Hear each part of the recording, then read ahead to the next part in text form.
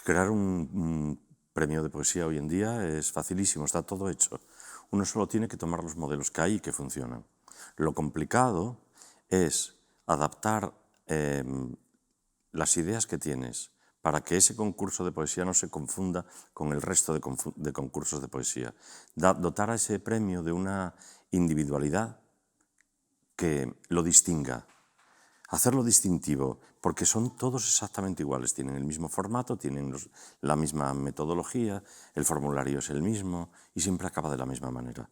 Lo único que nos distingue es los presupuestos de los que partimos para intentar concebir un premio de poesía diferente. Cuando Antonio Roa, de Asociación Cultural Poética, me propone que hagamos esto, yo le digo que no. Lo primero es, Antonio, no hace falta ningún premio de poesía más. Hay demasiados premios de poesía. Destinemos ese dinero, que será mucho más interesante, a otro tipo de proyectos que fomenten la lectura, no la producción de más literatura. Y sobre todo a través de premios que algunos son muy oscuros, otros son muy claros y la mayoría pasan absoluta y radicalmente desapercibidos. Y entonces decidimos que el premio sea hipertransparente y estas son ese tipo de cosas en las que uno incide para que se conviertan en algo distintivo. Vendemos la limpieza del premio, la hipertransparencia, hasta en las decisiones del jurado, que todas las deliberaciones se quedan por escrito, no hay ninguna conversación que se haya producido entre los términos del jurado que no esté reproducida por escrito y además en tiempo real. Esa es una de las cosas. Después, la configuración del jurado, que aporte otro sello distintivo. El jurado es radicalmente paritario, 4 mujeres y 4 hombres. Y además incidimos, yo estaba convencido, y si no, no lo hubiera aceptado, la propuesta que le hice a Antonio fue, este premio tiene que ser diferente, y tiene que ser diferente en cuanto al sesgo estético que queremos imprimir, porque para premiar lo mismo que ya se está publicando están los demás. Nosotros necesitamos establecer, y lo reconocemos, este premio tiene sesgo estético, es decir, queremos que el premiado, el libro que salga del premio Juan Rejano, se reconozca porque aporte a la poesía contemporánea un punto de vista diferente de lo que ya estamos acostumbrados a leer. Es decir, tiene sesgo también. Entonces tiene sesgo y en esa intención férrea de aportar algo más, todos los jurados son radicalmente diferentes. La estética, el posicionamiento estético de todos los jurados, de los 8, no tiene absolutamente nada que ver. No como esos jurados que estamos acostumbrados a ver, que claro, naturalmente siempre premian a los mismos libros. Son perfectamente intercambiables, porque son unos jurados que aplican un canon que además es unitario dentro del jurado. De estas 8 personas que componemos el Juan Rejano, estamos prácticamente todos en las antípodas unos de otros. Quiero decir que eso aporta ese sesgo de diversidad, ese sesgo estético y contribuir a que esa uniformidad a la que estamos acostumbrados no se produzca. Yo creo que estos son los puntos distintivos del premio Juan Rejano. Mi motivación no es participar en un concurso. Yo llevo escribiendo desde que era un adolescente, que encontré la poesía en la época en que todo el mundo la encuentra. Yo creo que son esos años de adolescencia en que aparecen las grandes preguntas, ¿no? Y que buscando posibles pistas para resolver esas preguntas, encuentran la poesía, que es como la más loca, la más salvaje, ¿no? Que es la metáfora que usa Roberto Bolaño, por ejemplo. Yo estoy en esa pista, tranquilamente ahí. No me mueve lo que hablaba antes con Alejandro, no me mueve seguir una carrera literaria como tal, en la cual va quemando etapas o subiendo peldaños o consiguiendo una publicación mejor ahora, una invitación mejor ahora, sino que yo me he acostumbrado a escribir poesía, a leer poesía, a pensar en cierto sentido en poesía, ¿no? Durante gran parte de mi día, ¿no? Este no es el primer libro que publico, obviamente este es el 8º, he ido sacándolo, si bien es verdad que en editoriales más pequeñas, más minoritarias, tampoco la publicación en sí es mi objetivo, sino simplemente vivir con eso, ¿no? Y vivir lo más tranquilo posible y lo más feliz, ¿no? que eso es lo que me da la poesía al final, un poco respiración, ¿no? Al Juan Rejano llego porque la fama del premio empezó a construirse muy pronto. Enseguida, mis amigos escritores me llegaban con la noticia de que había aparecido un premio literario escrupulosamente limpio, una forma casi obsesivamente transparente y que merecía la pena salir por ahí, ¿no? Entonces, bueno, para los autores como yo, que exploramos vías minoritarias dentro de la poesía, que ya de por sí es minoritaria dentro de la literatura, la cultura en castellano, pues siempre vamos buscando, ¿no?, esas posibles puertecitas que puedes tocar y que tal vez pueda producirse ahí ese milagro, ¿no? Porque yo entiendo esto en términos pues casi de milagro, ¿no? No me quiero poner místico aquí, pero realmente mi libro era difícil que apareciese sobre todo también publicado y tal, por una serie de cuestiones.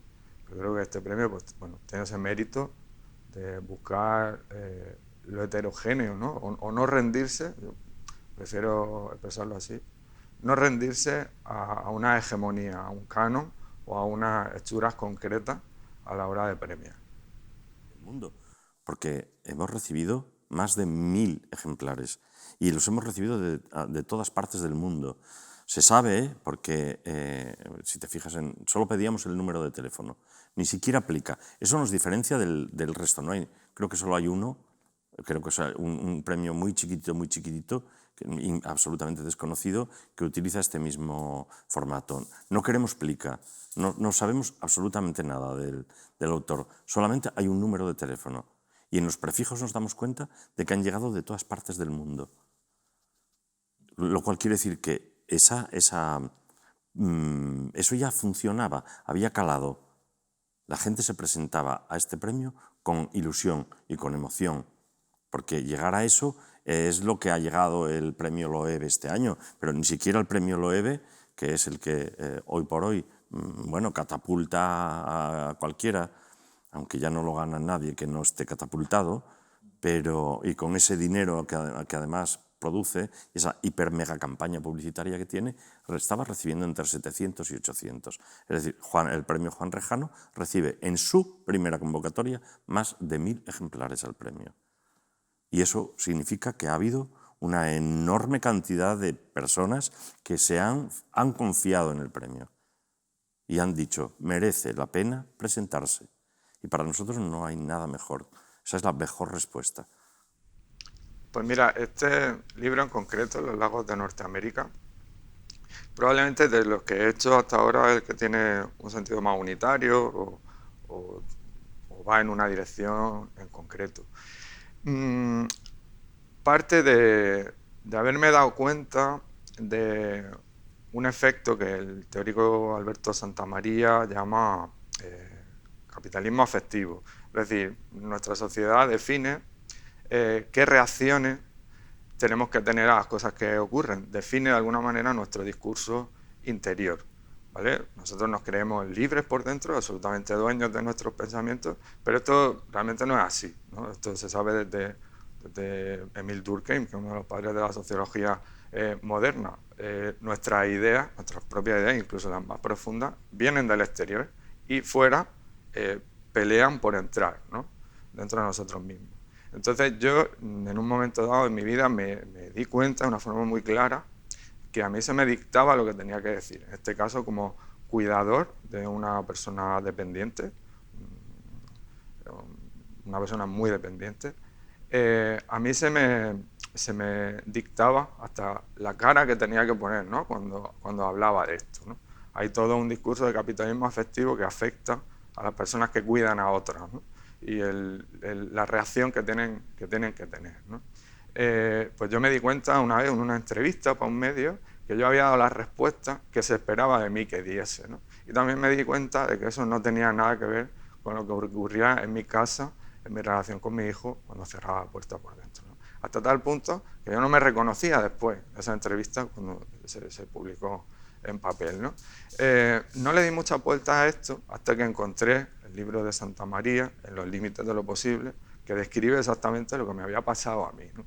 Y entonces recurrí a mi herramienta para todo, que es la poesía, para analizar ese discurso que yo había producido, por qué era falso, y tal vez oponer un discurso que tuviese más que ver con lo que pasaba en mi casa, ¿no?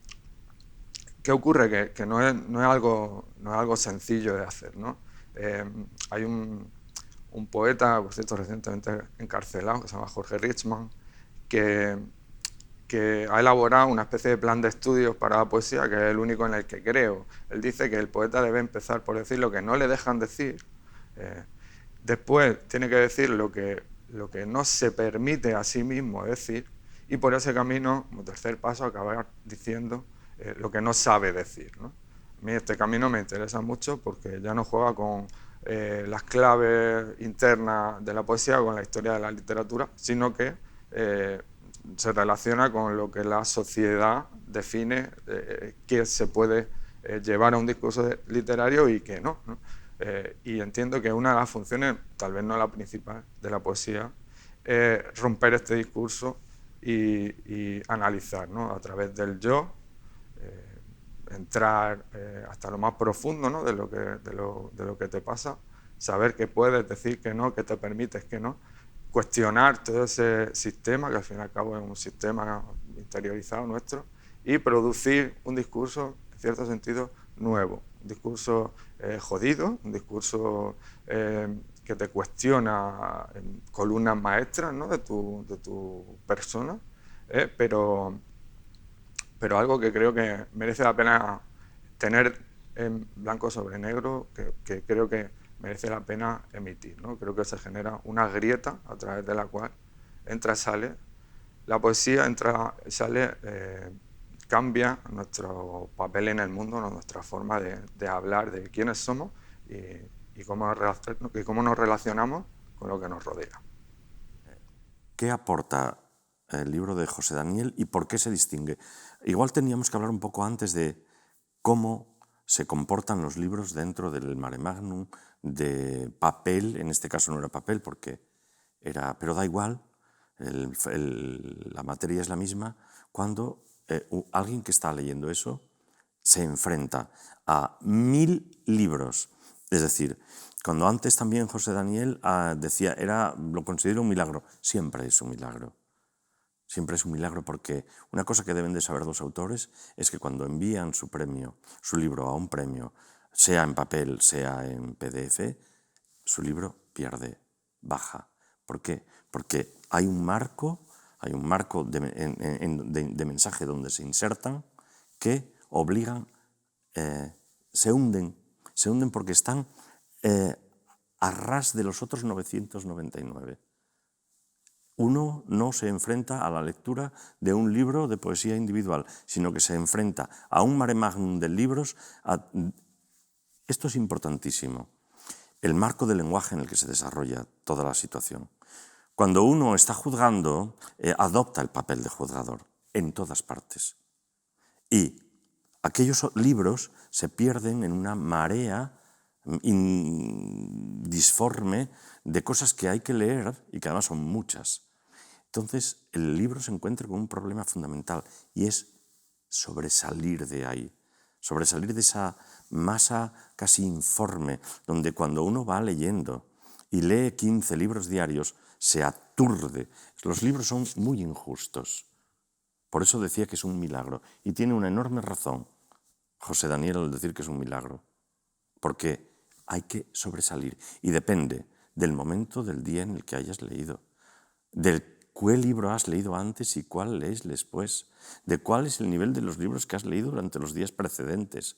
Es un auténtico milagro. ¿Por qué sobresalen los libros? Porque tienen alguna cualidad que los hace sobresalir. Son muchas las cualidades por las que un libro puede salir del mare magnum, del magma. En el caso del ganador de los lagos de Norteamérica, de José Daniel Espejo, tiene varias capas de lectura. La primera es la autenticidad. Decir esto o que yo diga esto puede parecer ridículo, porque yo defiendo todo lo contrario. Es decir, la autenticidad, la única verdad que se produce es la verdad textual que está en el libro. Todo lo demás no me importa. Como usted lo cree o lo deje de creer, o crear o criar. No importa, solo importa la verdad textual. Y si se consigue estará bien, y si no, da lo mismo. Entonces, sobresale primero por eso, porque aporta una inmensa dosis de verdad textual. Y no importa que lo que cuenta sea hechos reales, sea verdad o sea mentira. Ahí lo único que vuelve a servir es que lo que ocurre sea verdad en el texto. Y ocurre. Lo segundo es que también cumple una función necesaria de la que yo estéticamente estoy alejado, pero que soy capaz de valorar. Y es la utilización del yo. Un yo lírico que se vuelca en la reflexión de su propia intervención, de su propia creación dentro del libro, un yo que se reconoce autor y se reconoce personaje del libro, que interactúa, que están imbricados, pero de alguna forma exentos. Y después hay otro nivel quizá, y sería algo que él ha mencionado, que yo no sé si se da cuenta que lo ha puesto en el libro o no, pero es esa visión crítica con respecto a la sociedad en la que pertenece y en donde se desarrollan los hechos sobre los que el libro se expresa.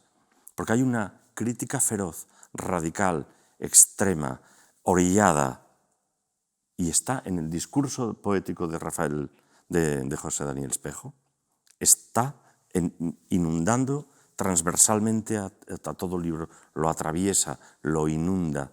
Hay una feroz crítica a cómo el individuo debe de comportarse coherente y correctamente con respecto a lo que se espera que haga.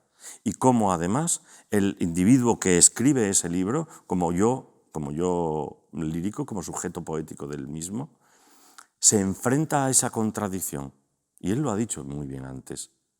Está perfectamente expresado. Ese es uno de los niveles de lectura que aporta el libro que a mí me parece muchísimo, muy, muy, muy interesante. Muy interesante, esa contradicción que pone de manifiesto con lo que... Porque él se hace consciente y es completamente coherente con lo que visualiza y con lo que siente. Y además, uno de los aciertos del libro, naturalmente, es que esa posición sea capaz de transmitírsela al lector. Y entonces el libro sobresale, surge de ese mare magnum que hablábamos antes, por varias cosas. Y es muy difícil sobresalir, porque también hay que decir que hay, entre tal maraña de libros, hay muchísimos malos, pero hay muchos muy buenos.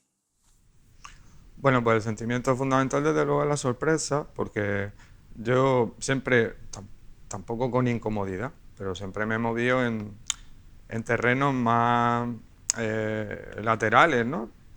En fin, para mí esta editorial, que es central, ¿no?, en nuestro marco cultural, a mí se me quedaba muy lejana, ¿no?, desde el lugar desde el que escribo yo, que es Murcia, ¿vale? Pero bueno, pero también mi propuesta poética también es bastante marginal, ¿no? Está muy alejada del canon. Aunque sí existe, hay una vena que yo creo que recorre la poesía española, que tiene que ver con ese cuestionamiento, es decir, no creerte por dentro, ¿no? Cuestionarte del todo, ¿no? Que es algo que yo hago en el libro, pero que bueno, que antes que yo he practicado poetas enormes como Cristina Morano o Isla Correllero. Hay un libro actual de Pilar Adón que se llama Las órdenes, con el que yo relaciono bastante porque también habla de la crianza de una forma muy crítica, analizando todos los discursos impuestos sobre la maternidad y luego lo que ella tiene dentro, ¿no? Desde luego, esa idea de entrar en el yo, en lugar de con una varita de incienso, ¿no?, y un libro de Paulo Coelho y qué bonito soy yo por dentro, pues entrar con una linterna estroboscópica y una katana, ¿no?, que es lo que hacen poetas muy valientes, antes que yo, por supuesto, y que yo humildemente trato de de imitar, ¿no? Con una aventura como Los lagos de Norteamérica, sigue siendo una operación muy marginal en nuestro contexto, ¿no? Por tanto, las sensaciones son primero sorpresa, son una singularidad, ¿no? Una singularidad que, bueno, yo, en fin, me alegro mucho, obviamente, de que haya ocurrido y poder estar aquí, ¿no? En Puente Genil y recogiendo este premio.